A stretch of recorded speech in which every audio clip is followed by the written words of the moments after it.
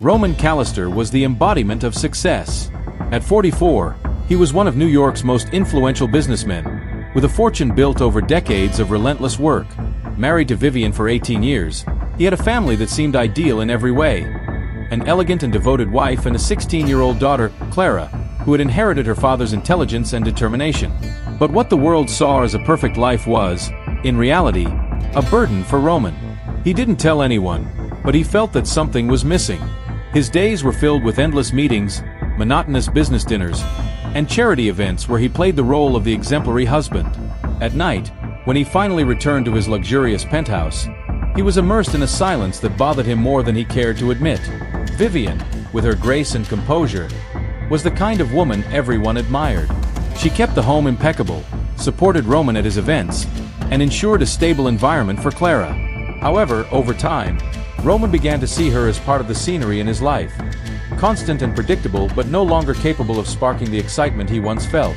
One evening, as he stared out of his office window, admiring the city's glittering skyline, Roman felt the weight of his dissatisfaction. Despite all the money, prestige, and recognition, he felt empty. The routine that had once been a sign of stability now seemed like an invisible prison.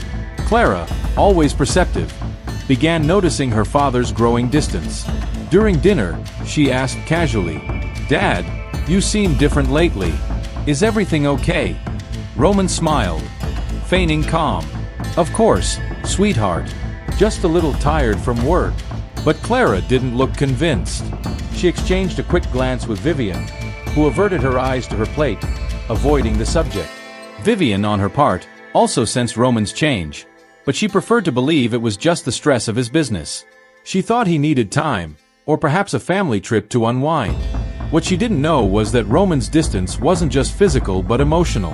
He was starting to question not just his routine but also his place in the life that many considered perfect. With dissatisfaction consuming his thoughts, Roman Callister decided to accept an invitation to a business conference in Chicago. He justified the trip as an opportunity to expand the company's network, but in truth, he needed an escape from his routine, and perhaps from himself. Vivian, as always, supported his decision, though she was increasingly worried about his emotional distance. On his first night in Chicago, after a long day of lectures and meetings, Roman went to the hotel bar to unwind. The atmosphere was sophisticated, with soft lighting and live music creating an inviting ambience. He ordered a whiskey and sat at a table near the window, observing the bustle around him.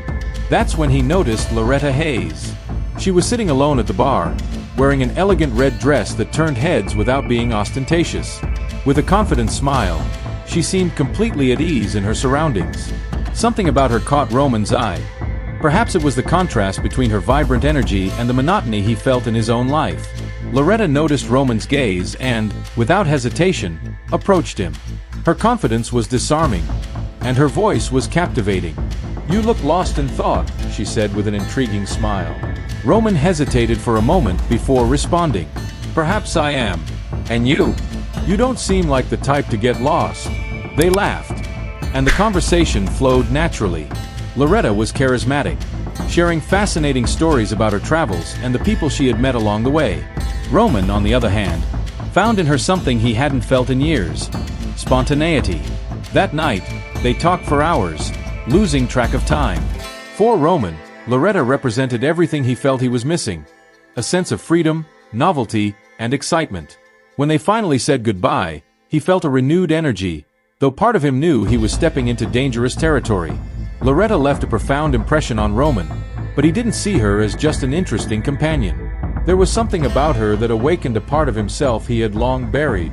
What he didn't realize was that this encounter would mark the beginning of a series of decisions that would change his life forever. After that encounter in Chicago, Roman couldn't get Loretta out of his mind. The way she made him feel alive and unburdened, far from the obligations that imprisoned him, deeply affected him. He tried to rationalize what had happened, telling himself it was just a fleeting adventure, a temporary escape from his demanding life. But the desire to see her again only grew stronger. In the following days, he kept in touch with Loretta subtly, exchanging messages during work breaks and making a few quick calls at night. This was out of character for him, as he had always valued his privacy and emotional distance. Yet, Loretta carried an energy Roman couldn't ignore. For her part, Loretta also felt drawn to Roman's mix of freedom and complexity. Though she knew he was married with a family, she couldn't resist his charm, which exuded both power and vulnerability. For Loretta, Roman represented a unique opportunity. Someone who made her feel special, something she rarely experienced in her line of work. One evening, after a business dinner in Manhattan, Roman decided to call Loretta to meet again. He felt he needed more than text messages, something more tangible. She quickly agreed, and they met at an upscale riverside restaurant with a stunning view of the city lights. When they met, the chemistry between them was undeniable. The conversation flowed effortlessly, and the brief touch of their hands as they greeted each other seemed charged with electricity. The dinner was perfect, but at the same time, something between them felt heavier, as if fate was guiding them toward an irreversible path. Roman, even feeling the weight of his family life, didn't want to let that moment slip away. He was aware that the decision he was about to make could destroy everything he had built, but the passion he felt for Loretta burned like a fire he couldn't extinguish. At the end of the evening, Roman walked her to her apartment. He kissed her with an intensity that drowned out any lingering doubts. And for a brief moment, he forgot everything. His wife, his daughter, his commitments, and surrendered to a desire that felt inevitable. Loretta, though enchanted, knew this could also be dangerous for her. Yet, in some way, the risk made the experience even more enticing. She wanted him, and she knew he was increasingly willing to let her into his life. After the night with Loretta, Roman felt invigorated but deeply conflicted. When he returned home, he was greeted by Vivian and Clara, who had prepared a special dinner to celebrate a recently completed project of his. While Roman smiled and tried to act naturally, the guilt began to weigh on him. He realized he was living in two separate realities, but he couldn't bring himself to stay away from Loretta. Loretta, on the other hand, didn't pressure Roman but knew he would come back to her. She was experienced enough to recognize the signs of a man who had crossed a line he couldn't return from. When he called days later, inviting her for a discreet lunch, she readily accepted, aware that this meeting would draw him deeper into their affair. Roman started fabricating increasingly elaborate excuses to justify his absences. He claimed last-minute meetings or brief trips to visit potential investors. Vivian, although noticing his growing distance, tried to ignore her instincts. She believed his behavior was a result of work stress and chose not to confront him to avoid creating tension. Clara, however, with her sharp intuition, sensed something was off. During a family dinner, she asked directly, "Dad, why have you been so busy lately? It feels like you're hardly ever home." Roman hesitated for a moment before responding. "It's just work, sweetheart. We're at an important stage in the company, and I need to be more present." Clara wasn't entirely convinced but didn't press further. Still, she started observing her father's behavior more closely. Meanwhile, Roman and Loretta intensified their relationship. They met in luxury hotels, far from prying eyes, and enjoyed dinners in exclusive places. Roman began spending large amounts of money to please her, buying expensive gifts and ensuring she had everything she wanted. He felt he was experiencing a freedom he hadn't had in years, though he knew he was drifting further away from his family. Loretta, while charmed by Roman's generosity, started to realize that their double life couldn't continue indefinitely without consequences. She knew that sooner or later, the truth would come out. Roman, however, seemed to ignore this possibility, choosing instead to focus on the passion of the moment. The tension within Roman grew by the day. At home, he played the role of the dedicated husband and father, while outside, he lived as a completely different man alongside Loretta. This duality began to wear not only on his conscience but also on the foundations of the life he had always considered unshakable. Roman's double life began to reveal its consequences. While he did his best to keep up appearances at home and work, small mistakes started to surface, threatening to expose the secret he worked so hard to hide. One evening, while Roman was in his home office sending emails, Vivian walked in unexpectedly and caught a glimpse of a message from Loretta reflected on his laptop screen. Although he quickly closed the tab, she saw enough to realize this wasn't a business conversation. "Who is Loretta?" Vivian asked, her voice laden with suspicion. Roman hesitated, scrambling for an excuse. He claimed she was a colleague with whom he was discussing project details. Vivian, though not entirely convinced, decided not to press him at that moment. However, it was enough to plant a seed of doubt. At work, Roman faced problems as well. His longtime assistant, Marshall Dyer, noticed the change in his boss's behavior. Roman was more distracted, forgetting important meetings and postponing crucial decisions. Marshall, loyal and concerned, tried to approach him.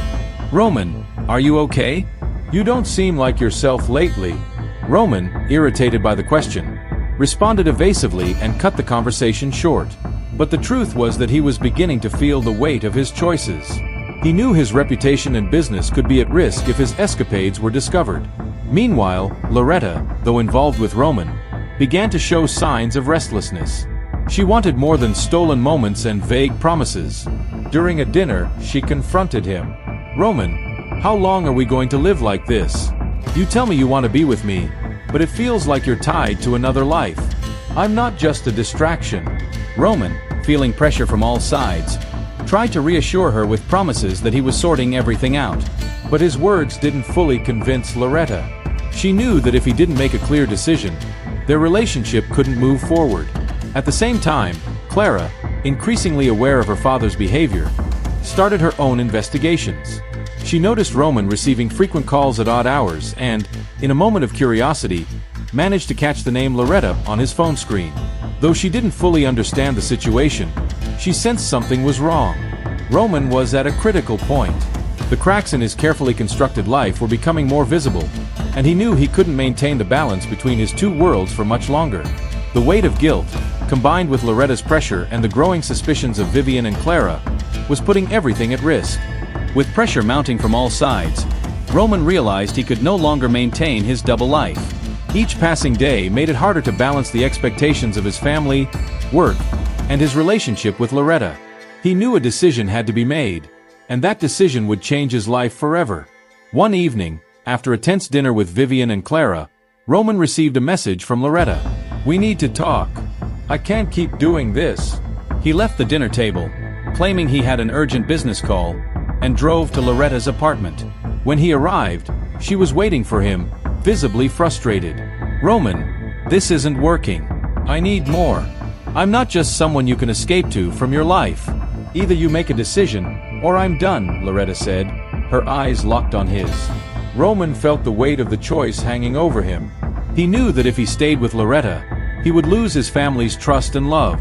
But at the same time, the passion he felt for her was something he couldn't ignore. After minutes of tense silence, he finally replied, "I choose you, Loretta. I can't keep living a lie." Loretta embraced him, but Roman didn't feel the relief he had expected. Instead, he felt a mix of guilt and uncertainty.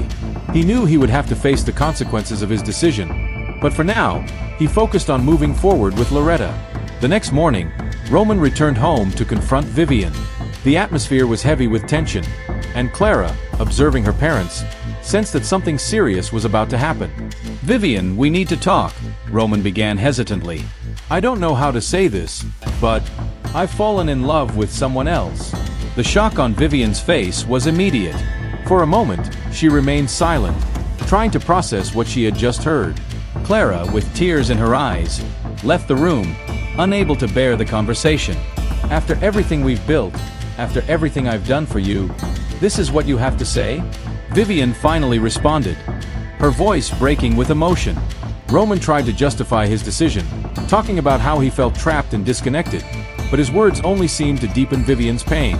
She kicked him out of the house that same night, making it clear there was no going back. As Roman packed his things, he realized that the choice he had made, driven by passion, had a far greater cost than he had imagined. He had destroyed his family and put everything he valued at risk, and the weight of that choice was beginning to sink in. After being kicked out of his home, Roman moved into a luxurious apartment in the heart of the city. He and Loretta began a new phase of their lives, surrounded by comfort and indulgence. Yet, despite being with her, Roman couldn't fully escape the shadow of his choices. The absence of his family left a void that even nights with Loretta couldn't fill. Loretta, on the other hand, initially seemed thrilled with her new life. She now had access to the lifestyle she had always desired: exclusive dinners, weekend getaways, and expensive gifts. However, she began to notice that Roman was emotionally distant, even when they were together. At work, Roman's problems also began to escalate. His lack of focus was impacting critical decisions, and some of his business partners were starting to question his leadership. Marshall Dyer, his longtime assistant, continued trying to warn him. "Roman, I know you're going through something difficult, but you need to focus. If you don't take control, everything you've worked for could fall apart. Feeling pressured, Roman thanked Marshall for his concern but avoided discussing his personal life. He believed he could keep everything under control, even as the tension in all areas of his life continued to grow. Meanwhile, Loretta started demanding more from their relationship. During a dinner, she brought up something that had been bothering her. "Roman, I feel like I'm competing with ghosts.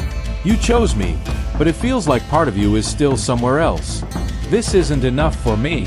Already exhausted, Roman tried to reassure her, but his words felt hollow even to himself. The truth was that, even after choosing Loretta, he didn't feel completely free. Memories of Vivian and Clara continued to haunt him, and he wondered if he had truly made the right decision. The stress began to take a toll on Roman's health. He started having trouble sleeping, plagued by nightmares in which he lost everything: his family, his company, and even Loretta. These thoughts left him increasingly isolated, while Loretta began losing patience with his mood swings and lack of clarity about their future. As months passed, the relationship that once seemed exciting and full of passion began to deteriorate. Loretta, realizing that Roman was no longer the confident and powerful man she had met, started questioning whether their relationship was worth it. Roman, in turn, felt increasingly alone, trapped in a life he had chosen but that no longer felt like his own. As the relationship between Roman and Loretta began to unravel, secrets from Loretta's past emerged, bringing even more chaos into Roman's life. Loretta had always been careful to hide details about her previous life, but Roman, increasingly suspicious and frustrated with the state of his life, started questioning her. One day, while Loretta was in the shower, Roman, driven by curiosity and a growing sense of insecurity, went through her bag. Among her personal items, he found an envelope containing old photos and documents suggesting connections with other wealthy men Loretta had known before him. In one of the photos, Loretta was standing next to a well-known businessman who, Roman knew, had faced a very public bankruptcy years ago. When Loretta came out of the bathroom, Roman confronted her. "What is this, Loretta?" he demanded, holding up the envelope. His voice was thick with distrust. Loretta tried to deflect, but she realized Roman wasn't going to accept vague excuses. "Roman, I haven't done anything wrong. These people were part of my past, but they have nothing to do with what I feel for you now," she replied, trying to stay calm. But for Roman, this was another blow to his already fragile confidence. He started connecting the dots: the excessive spending, Loretta's vague promises about future projects, and now evidence of a pattern in her relationships. Loretta, sensing Roman's growing mistrust, tried to turn the tables. "Do you think I'm the only one at fault here? You're the one who left everything behind. I didn't force you to abandon a perfect family to live this life. We both have our responsibilities." Loretta's words hit Roman like a knife. As much as he didn't want to admit it, he knew there was some truth in what she said. He realized he was trying to blame Loretta for choices that, ultimately, were his. But that didn't lessen the weight of the regret and anger he felt. Meanwhile, problems at work continued to pile up. Marshall, noticing Roman was on the verge of collapse, decided to confront him directly. "Roman, you need help. I see what's happening, and this isn't going to end well. It's not too late to fix things." But Roman, still trapped in his spiral of self-destruction, rejected Marshall's advice, insisting he was in control. Deep down, though, he knew everything was falling apart. Loretta, sensing the relationship was becoming increasingly unsustainable, began discreetly exploring new opportunities. She knew Roman was no longer the confident and powerful man who had first attracted her, and her patience was running thin. Roman was at a critical point. He had destroyed his family, was losing his position at work, and now saw his relationship with Loretta crumbling. The weight of his choices was becoming unbearable, and he was beginning to realize that he might face his downfall entirely alone. The already fragile relationship between Roman and Loretta finally reached its breaking point. Constant tensions, Loretta's demands, and Roman's inability to cope with the weight of his choices turned what was once an all-consuming passion into an unsustainable coexistence. One evening, as they sat in silence at a luxurious restaurant, Loretta decided to confront Roman for the last time. "Roman, we're not the same people we were when this started. I can't keep doing this," she said, breaking the silence.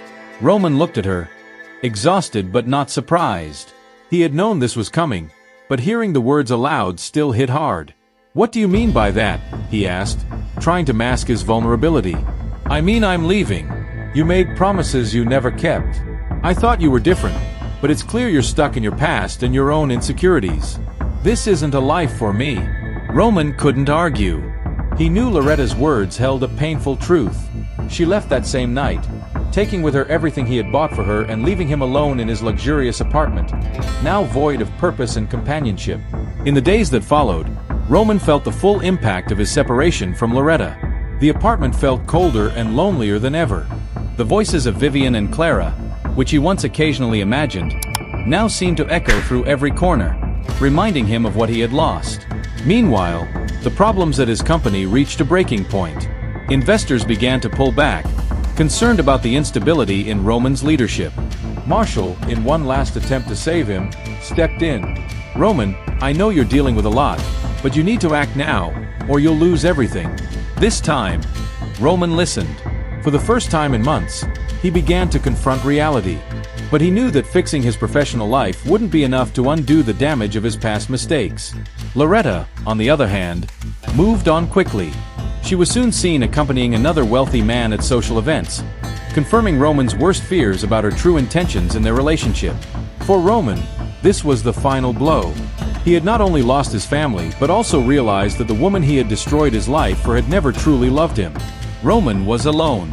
The downfall he had tried to avoid had finally come, and he found himself at the lowest point of his life. Yet, deep inside, there was a faint spark of determination. He knew he needed to find a way forward, no matter how difficult the path would be. After Loretta's departure, Roman found himself in a deep void. His apartment, once a symbol of luxury and status, had become a constant reminder of his disastrous choices. He spent days in seclusion, reflecting on what he had lost and the decisions that had brought him to this point. For the first time, he couldn't blame anyone but himself. One night, as he stared out of the window at the city below, Roman made a decision he had been avoiding since the start of his downfall.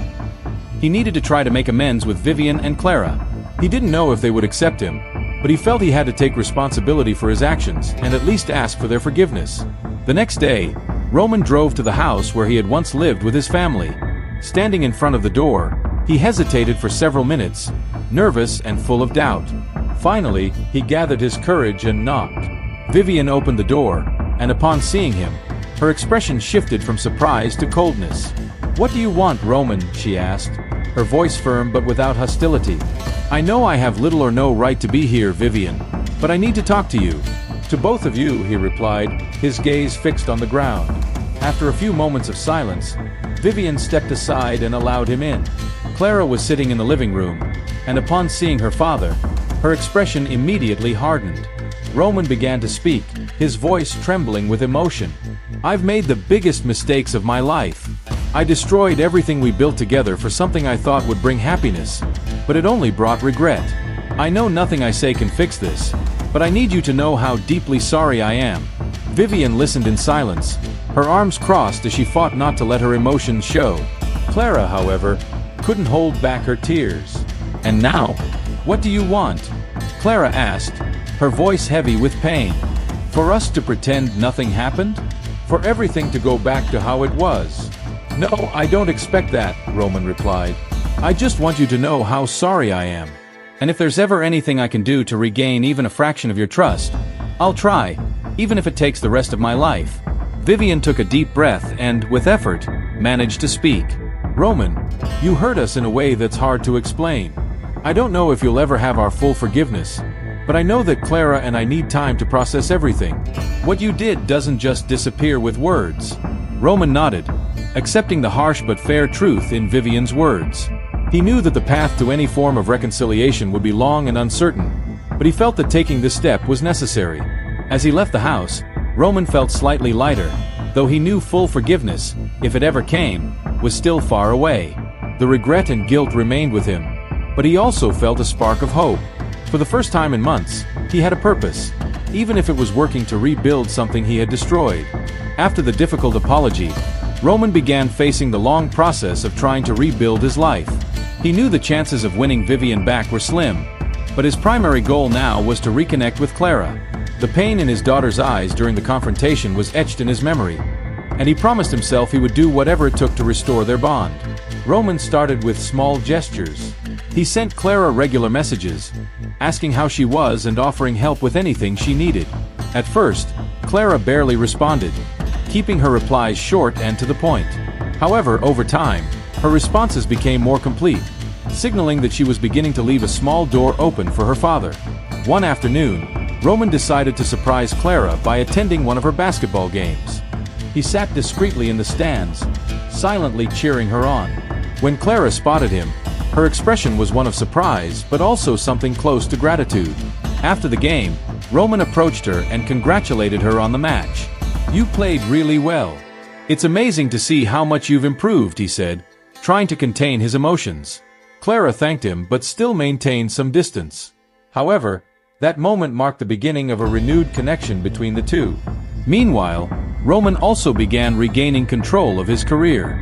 Following Marshall's advice, he dedicated himself to repairing the damage to his company. With focus and effort, he managed to regain some investors' trust and stabilize the business. Although his reputation was still tarnished, he felt motivated to prove that he could overcome his mistakes. Vivian, on the other hand, observed Roman's attempts at redemption but kept her distance. She had started seeing Ethan Langston, a longtime friend who had supported her during the toughest moments. While there was still hurt regarding Roman, she also acknowledged his efforts to reconnect with Clara. On a quiet evening, Clara decided to call Roman, something she hadn't done in months.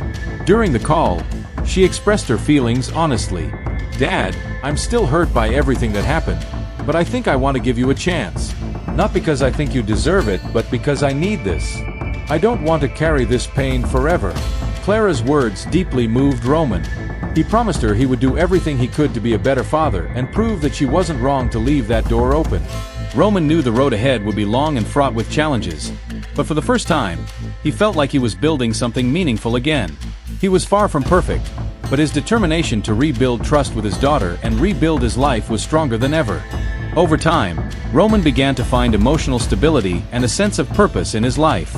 Though he still carried the weight of his choices and the damage he had caused, he was determined to move forward.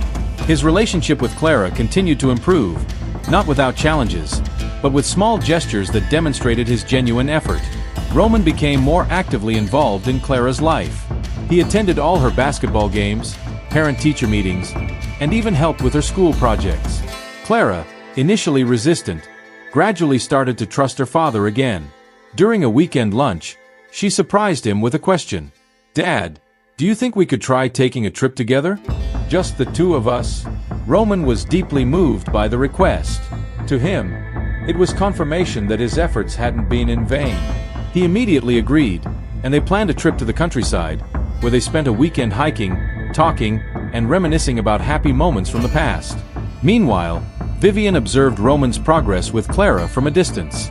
Although there was still pain, she acknowledged that he was making an effort to change. One quiet afternoon, when Roman came to pick Clara up from home, Vivian called him aside for a conversation. "Roman, I see what you're doing for Clara. I know it's not easy, but I want you to know that I'm proud of the father you're trying to be for her," she said sincerely. Roman thanked her, knowing how much those words meant. He had no illusions about a romantic reconciliation with Vivian, but that moment of mutual respect was an important milestone for both of them. At work, Roman also solidified his recovery. He launched a project that revitalized his company's image, securing new contracts and rekindling investors' trust. Marshall, who had always stood by him, was promoted to a higher position in recognition of his loyalty and support during tough times. Loretta, meanwhile, had completely disappeared from Roman's life. He heard through acquaintances that she had moved to another city, continuing her search for opportunities. Although the memory of her still caused pain, Roman finally managed to see that chapter as a bitter but necessary lesson. By the end of the year, Roman hosted a dinner at his home. For the first time in a long while, he felt at peace, surrounded by Clara and a few close friends. Vivian also attended, though casually and more as a gesture of support for their daughter. As Roman watched Clara laughing with her friends around the table, he felt a wave of gratitude. His life was far from perfect, but he had found a new balance, a purpose to keep moving forward. The road ahead was still long, but he was willing to take it one step at a time. With the start of a new year, Roman finally felt he was in a better place emotionally and spiritually. Although he still bore the scars of his choices, he began to see his life from a new perspective. Not as a series of mistakes, but as an opportunity for growth. His relationship with Clara continued to thrive. They now had a habit of taking weekly walks together, moments where they could talk openly about the future and even reflect on past mistakes. During one of these walks, Clara said, "Dad, I never thought I'd be able to forgive you, but I think I'm learning. Maybe what happened taught us something important." Roman was deeply moved by Clara's words. For him, reconciling with his daughter was his greatest achievement, a sign that, despite everything, there was room for hope and renewal.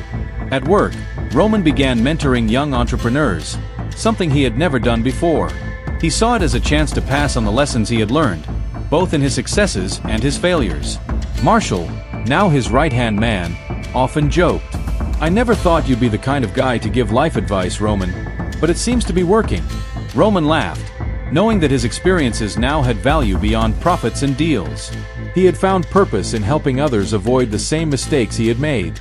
Meanwhile, Vivian and Ethan continued to strengthen their relationship. In a rare moment of reflection, Vivian and Roman had an honest conversation during one of Clara's school events. For the first time, there was no tension or overt pain between them.